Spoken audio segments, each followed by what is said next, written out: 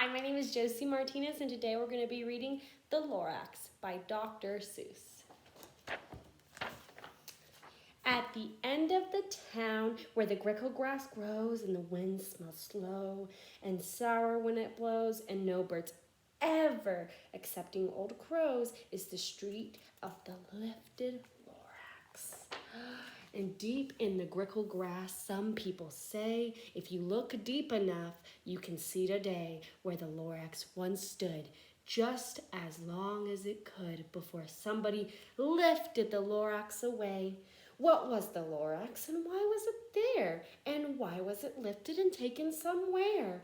From the far end of the town where the grickle grass grows.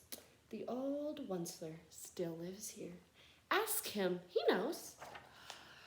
You won't see the Onceler. Don't knock at his door. He stays in his lickman on top of his store, where he makes his own clothes out of muff. And on special dank midnights in August, he peeks out of his shutters, and sometimes he speaks and tells how the Lorax was lifted. He'll tell you, perhaps, if you're willing to pay. On the end of a rope, he lets down a tin pail, and you have to toss in 15 cents and a nail, and the shell of a great grandfather snail. Then he pulls up the pail, makes a most careful count to see if you paid him the proper amount. Then he hides what you paid him away in the snub and his secret hole in his glove. Then he grunts. I will call you by whisper-my-phone, for the secrets I tell you are ears alone. Slap! Down slaps the whisper-my-phone to your ear, and the old Onceler whispers are not very clear, since they have to come down through a snuggly hose, and he sounds as if he's had smallish bees up his nose. Now I'll tell you, he says, with his teeth sounding gray, how the Lorax got lifted and taken away. It all started way back, such a long time back. Way back in the days when the grass was still green and the pond was still wet and the clouds were so clean and the song of the psalm swans rang out in space. One morning I came to the glorious place and at first saw the trees, the truffle trees, the bright colored tufts of the truffle trees, mile after mile in the fresh morning breeze. And under the trees I saw brown barbaloots frisking in their barbaloot suits as they played in the shade and the truffle fruits. From the rippus ponds came the comfortable sound of the humming fish humming while splashing around. But those truffle trees. All my life I've been searching for trees such as these. The touch of their tufts was much softer than silk, and they had the sweet smell of butterfly milk. I felt a great leaping of joy in my heart. I knew just what I'd do. I'd unload my cart. In no time I had built a small shop. Then I chopped down a truffle tree with one chop, and with great skillful skill and with great speedy speed, I took the soft tuft and I knitted a bead. The instant I finished, I heard a gazump. I looked. I saw something pop out of a stump of the tree I chopped down. It was some sort of man. Describe him. That's hard. I don't know if I can. He was shortish and oldish and brownish and mosey. That was sharpish, and he spoke with a voice that was sharpest and bossy. Mister, he said, with such a sneeze, I am the Lorax. I speak for the trees, and I'm asking you, sir, at the top of my lungs. He was very upset as he shouted and puffed. What's that thing you've made out of my truffle tuft? Look, Lorax, I said, there's no cause for alarm. I've chopped just one tree, and I'm doing no harm. I'm being quite useful. This thing is at the need. It's a shirt, it's a sock, it's a glove, it's a hat, a feed. I'll find something that all people need. You can use it for carpets, for pillows, for sheets, or curtains, or covers, for a bicycle seat, the Lorax said. Sir, you're crazy with greed. There is no one on earth who would buy that fool feed. But the very next moment I proved he was wrong, for just at that minute a chap came along and he thought that the feed I had knitted was great. He happily bought it for $3.98. I laughed at the Lorax. You poor stupid guy. You never can tell what some people will buy. I repeat, cried the Lorax. I speak for the trees. I'm busy, I told him. Shut up, if you please. I rushed across the room and in no time at all built a radiophone. I put in a quick call. I called all my brothers and uncles and aunts and I said, listen here. Here's a wonderful chance for the Onceler family to get mighty rich. Get over here fast. Take the road to the North Niche, turn left at the Weacon, sharp right at South Stitch. And in no time at all at the factory I built, the whole Onceler family was working full tilt. We were all knitting feeds, just as busy as beads, to the sound of the chopping of truffle trees.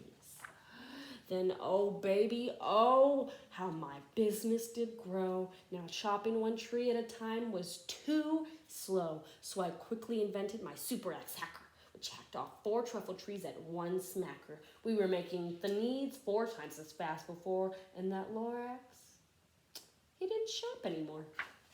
But the next week, he knocked on my new office door. He snapped, I'm the Lorax, who speaks for the trees, which you seem to be chopping as fast as you please. But I'm also in charge of the brown bear baloots, who played in the shade in their bear balut suits and happily lived evening truffle fruits. Now, thanks to you hacking my trees to the ground, that's not enough truffle fruit to go around. And my poor baloots are getting the crummies because they have gas and no food in their tummies. They loved living here, but I can't let them stay. They'll have to find food, and I hope that they may. Good luck, boys, he cried, and he sent them away. I, the Onceler, felt sad as I watched them all go. But business is business, and business must grow, regardless of the crummies and tummies, you know. I meant no harm. I mostly truly did not. But I had to grow bigger, so bigger I got.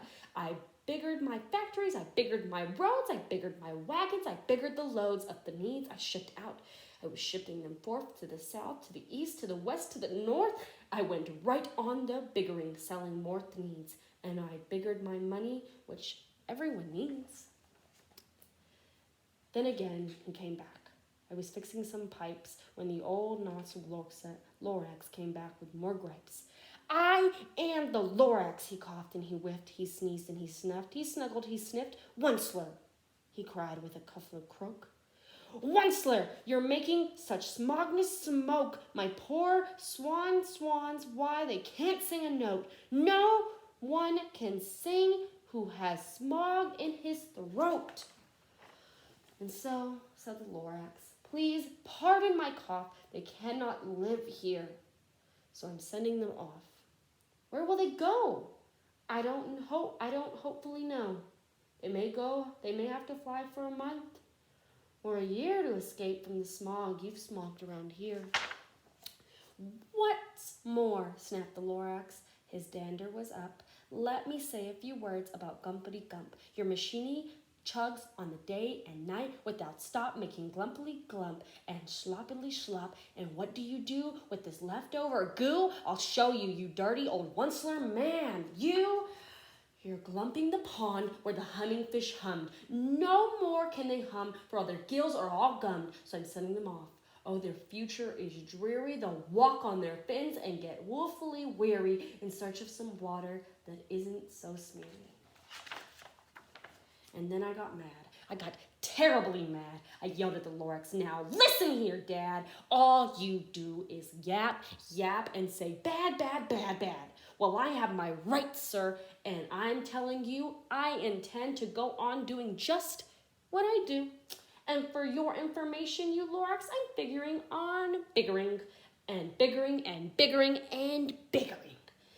Turning more truffle trees into the needs with everyone needs. And at that very moment, we heard a loud whack. From the outside in the fields came a sickening smack of an axe on a tree, and then we heard the tree fall, the very last truffle tree of them all. No more trees, no more thieves. No more work to be done, so in no time my uncles and aunts and everyone all waved me goodbye. They jumped into my cars and drove away under the smoke-smogged stars. Now all that was left beneath the bad-smelling sky was my big empty factory, the Lorax and I.